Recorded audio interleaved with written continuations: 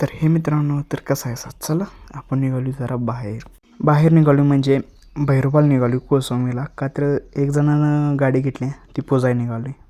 आपला कोळसोमी आहे उच्चेठाण, त्यामुळं आपण कराडमधूनच जाणार. तर जाता जाता आपल्या महाराजांचं दर्शन घेऊया आणि जाऊया पुढं सरळ.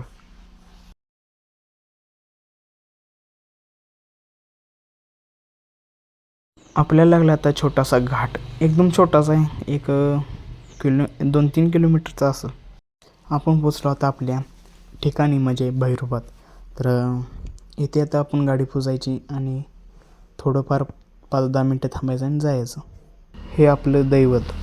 तर असं देऊळ आहे, खूप भारी आहे. आणि इथं आज दुपारी आल्यामुळं कोणीसुद्धा नाही, त्यामुळं खूप शांतता आहे. तर चला दर्शन घेऊया. तिथं दर्शन घेऊन गाडी पोचून इकडं आलो आहे. या देवाला म्हणतात पावत्ता. आपण आता उच्चेठाणामधून कराडमध्ये आलो आहे. का तर जी गाडी आपण जिथं मॉडिफाय केली होती तिथे एक व्हिडिओ करायचा चालला आहे, त्यामुळे इथे येऊन बसलो थोडंफार.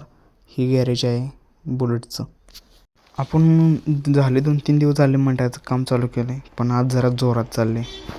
आमच्या तिघांचं चाललं आहे डांबर घ्यायचं, बाकीचे दोघं गाडीवर चढले आहेत.